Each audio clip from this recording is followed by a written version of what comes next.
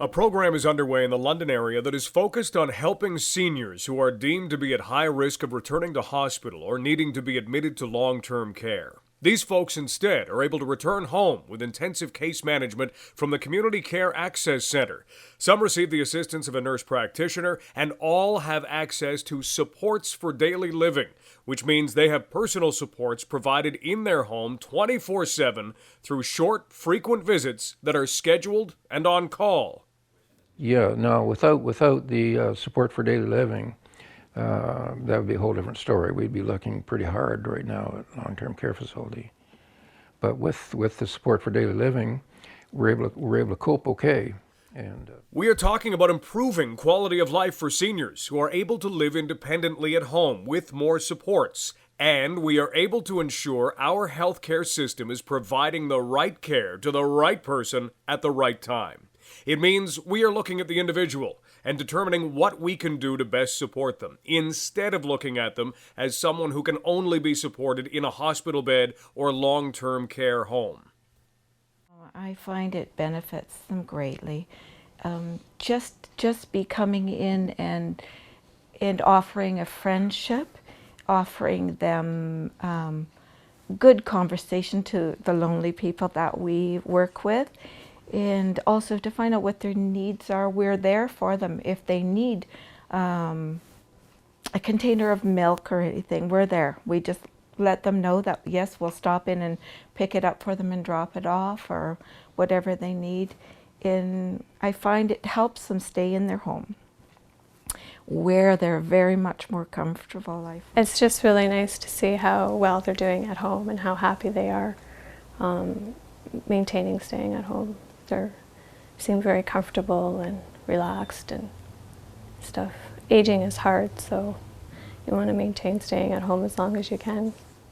The first couple we spoke with was Wells and Donna. Donna has lived with Alzheimer's disease for 6 years. Over the past 2 years, she began to have trouble with balance and began to have a number of falls.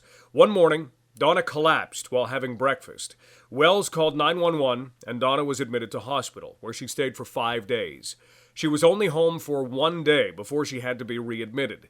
While in hospital the second time, Wells and Donna were approached about receiving the supports for daily living service, part of the high-risk seniors pilot offered through Cheshire London. Before this, Donna had received 2.5 hours of support from a personal support worker a week, and she attended an Alzheimer's Day program on Tuesdays and Thursdays that allowed Wells some respite time to go golfing and take part in other community activities. And that's the biggest plus would be with this amount of added support. The seniors, high-risk seniors in the city, are able to stay home and not have to apply to go to a long-term care. They still augment the day programs because that's an added bonus too for the client as well as the caregiver. With the Supports for Daily Living program, Donna now has visits 4 times a day, at meal times and bedtime. In the morning, a Cheshire attendant helps get Donna out of bed and assists with bathing, dressing, brushing her teeth, and having breakfast. An attendant comes at lunchtime to assist Donna with eating, as well as to do some exercises that were designed specifically to assist with keeping Donna's strength up and enhancing her mobility. A suppertime visit assists with mealtime, and a final visit is made at bedtime. But it's been a really neat partnering, and that's been another benefit.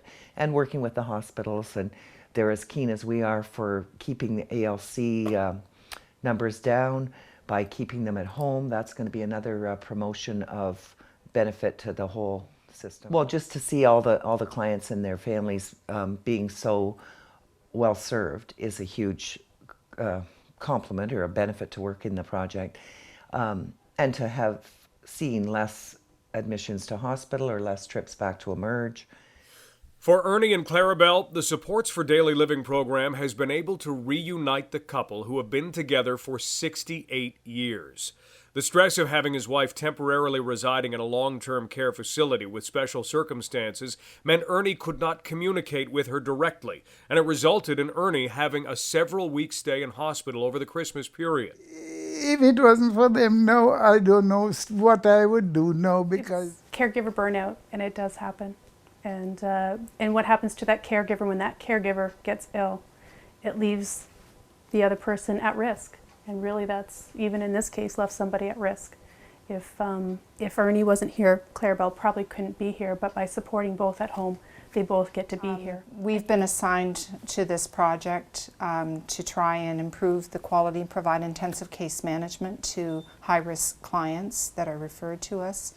That role involved working with our hospital case managers to get people set up on program. And then my role is actually that of an intensive case manager, so I'm required to provide service to these individuals. And it's more frequent service, more responsive service to the need. For example, when I first met Eunice and Chester, I came out 4 times in the first 2 weeks to see them. That wouldn't normally happen with CCAC case managers. And then I kept weekly contact for a while, and then we went down to monthly when things were going well. Chester and Eunice are also grateful for the program that provides support to them in their home. In July, Eunice had a stroke and was in hospital until she returned home in October with the Intensive Case Management and Supports for Daily Living program. Chester knew he would not be able to provide Eunice with the care she required and had their names added to the long-term care home waiting list.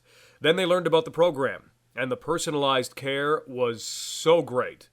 We were offered a bed in long-term care, but we turned it down because we were getting along so well without it under this program. If it wasn't for the Supports for Daily Living program, a lot of them would have probably ended up back in hospital, or would still be in hospital or going to long-term care.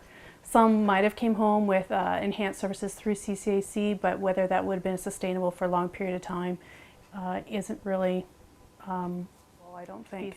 One of the things that Cheshire provides is 24-hour support for unscheduled needs through a backup pager.